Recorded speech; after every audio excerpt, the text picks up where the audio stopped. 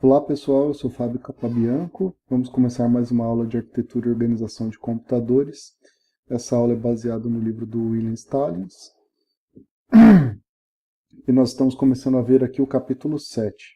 Capítulo 7 que fala sobre entrada e saída de dados. Para a gente começar a falar sobre entrada e saída de dados, a gente vai passar por basicamente três elementos deles. Os barramentos do sistema, os módulos de entrada e saída e os periféricos, que a gente chama. Os barramentos do sistema que a gente viu no começo do semestre, naquele modelo de Newman, são os barramentos de endereço, dado e controle. Eles servem para você transmitir o endereço de onde você vai ler o dado, quer seja na memória, quer seja em um dispositivo externo. O barramento de dados, que serve para você transmitir os dados efetivamente, tanto para leitura quanto para escrita. E os barramentos de controle, que servem para você dar os comandos de leitura e escrita, ou você verificar também o estado dos periféricos ou da memória. Mas aqui a gente vai focar mais especificamente nos periféricos, né? Para começar um pouquinho de nomenclatura, a gente vai ver que todo periférico ele não é ligado diretamente no barramento do sistema. Ele é ligado num módulo de entrada e saída. Esse módulo de entrada e saída, ele contém algumas funções necessárias para que haja uma comunicação simples entre o processador e os periféricos. Os dispositivos externos são chamados de periféricos, uma vez que eles estão ligados a um módulo de entrada e saída. Então a gente ligou ele aqui, ele vira um periférico e ele está em comunicação com o processador por meio do módulo de entrada e saída. Existe uma variedade de periféricos que a gente vai ver em três categorias aqui. Uma categoria lida por seres humanos, são os periféricos que a gente usa para comunicação entre humanos e computador. Mouse, teclado, monitor, impressora, etc. Tem alguns periféricos que são usados pela leitura da própria máquina. Por exemplo, fita magnética, um disco óptico. Aliás, quase todos, né, os dispositivos de memória externa são vistos também como periféricos. E os que são lidos pela máquina são o HD, o disco óptico, coisas que o ser humano não vai conseguir entender. Se você pegar um CD, você não vai conseguir ver o que tem dentro dele, a não ser que você coloque no drive. E finalmente tem a categoria de comunicação, que é utilizado o periférico para comunicar entre computadores, entre máquinas diferentes, como por exemplo uma interface de rede. E aí a gente vai ver assim, qual é o objetivo desses periféricos então? É permitir que uma comunicação entre o computador e o ambiente externo, quer seja outros computadores, quer seja o ser humano, ou quer seja alguma outra coisa do ambiente, como um sensor, por exemplo. Você normalmente então liga os periféricos por meio do módulo de entrada e saída e usa esse módulo de saída para fazer o controle de transferência de dados e verificar o estado dos próprios periféricos para o computador, para que o processador saiba como é que eles estão funcionando. Tá? Então essa que é o resumo dessa ideia aí. O periférico ele é um dispositivo externo ligado a um módulo de entrada e saída, como eu disse anteriormente. Aqui está um modelo de como é que funciona um dispositivo externo. Pelo fato do dispositivo externo ter várias naturezas e ser feito de várias formas, esse modelo aqui é muito genérico. Basicamente, o que ele tem? Ele tem um transdutor. Um transdutor ele é o que faz a comunicação do meio externo com o meio eletrônico ou elétrico. Ele faz a ponte, tanto pode ser de entrada como de saída. Se ele for um periférico de entrada, ele pega alguma coisa do meio externo, os dados, por exemplo, luz, pressão, e ele transforma esse sinal para um sinal elétrico binário, no caso. Vai transformar isso para bits, para a gente conseguir ler. Um exemplo é um microfone. Você tem o som é transformado em sinais elétricos, por meio de um transdutor. Também existe o caminho de volta. Você pode usar o transdutor para transformar sinais elétricos em algum sinal. Por exemplo, um monitor. Você vai transformar sinais elétricos em luz para acionar um LED e para a gente poder enxergar o que está acontecendo no monitor. Além do transdutor, a gente tem também o buffer. Esse buffer aqui é para armazenar temporariamente dados tanto da entrada quanto da saída, porque muitas vezes a velocidade do sistema é diferente da velocidade do dispositivo. E pode ser que o dispositivo pegue muitos dados ao mesmo tempo e espere até que o processador fique pronto para receber, ou vice-versa. Também tem uma lógica de controle, que aqui vai ser por onde vai ser feito o controle.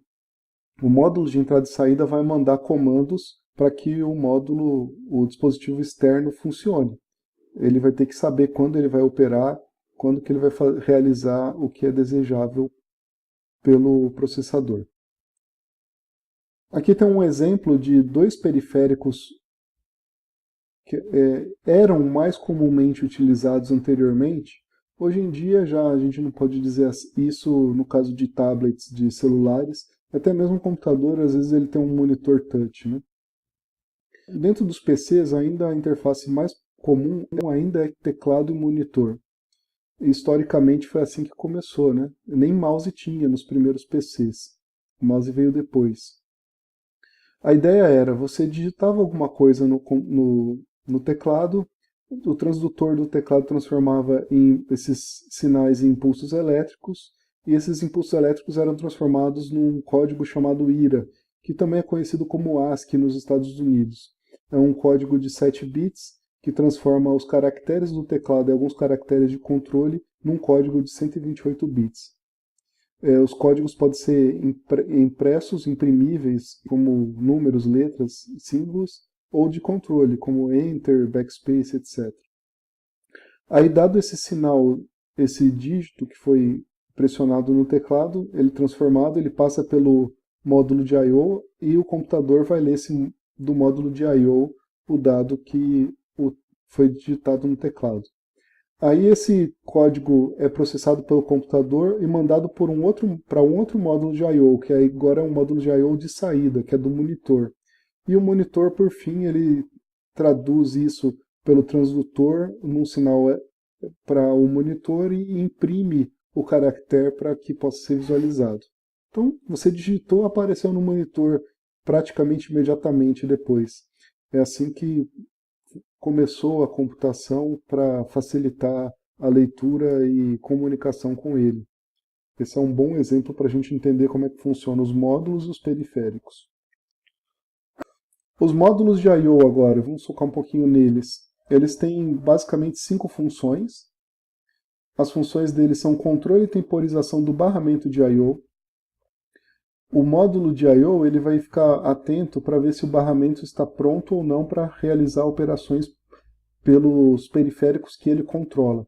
Ele vai receber requisições da CPU e ele vai ficar esperando e pedindo permissão para usar o barramento para que os dados sejam transmitidos. Ele também tem a função de comunicação com o processador. O processador então vai mandar sinais de controle para fazer a leitura ou escrita para o periférico que esse módulo de I/O faz. Ele também manda status para o processador para dizer como é que está o periférico e também manda dados e endereço que o módulo de I/O vai ter que ficar observando para ver se a comunicação é com o periférico que ele controla. Do outro lado, o módulo de I/O faz a comunicação com o próprio periférico. E nesse caso aqui tem alguns sinais específicos, pode ser também de controle de dados e de endereço. Pode ser que não precise de controle de endereço. A gente vai ver no próximo slide mais detalhes sobre isso. Também o módulo de I/O ele pode ter um buffer que ele armazena temporariamente dados que o módulo de I/O vai passando até que o processador esteja pronto para receber. Ou o caminho contrário também é verdade. E finalmente, detecção de erros. Os periféricos podem ter erros, ele vai ler e vai tratar para dizer se aconteceu algum erro. Não só nos próprios dados do periférico, mas também no periférico em si.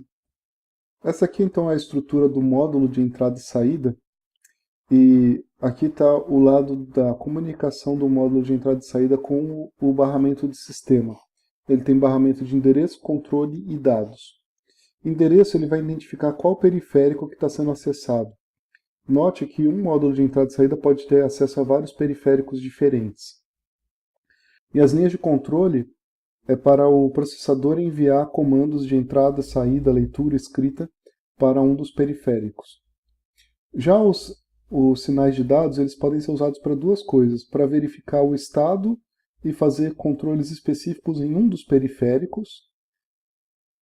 Por exemplo, um periférico eu quero mudar o modo de operação dele, então vai ter que ser por aqui. E o registrador de dados também é utilizado pelo barramento de dados, aí é para enviar e receber dados mesmo, para fazer leitura e escrita. Tudo isso aqui é controlado por uma unidade de controle do módulo de entrada e saída, que é o I/O Logic, e esse I/O Logic está conectado a todos os periféricos ou dispositivos externos para comunicação. Então a gente tem aqui uma sequência então de interfaces para cada um dos periféricos. Essas interfaces variam grandemente de acordo com o periférico que está sendo usado. Ele pode transmitir e receber dados, receber status e mandar controles. Aqui é uma interface mais simples, mas esses módulos de entrada e saída eles podem ser muito simples ou extremamente complicados. Normalmente esses módulos de entrada e saída são mais simples em PCs do que em servidores, por exemplo. Servidores podem ter módulos de entrada e saída extremamente complexos para comunicação com vários discos e com nós de processamento, mas os computadores não estão ficando longe, eles estão complicando esses módulos de entrada e saída devido à grande quantidade de núcleos que os computadores modernos têm e à grande quantidade de memória e velocidade dos dispositivos de entrada e saída.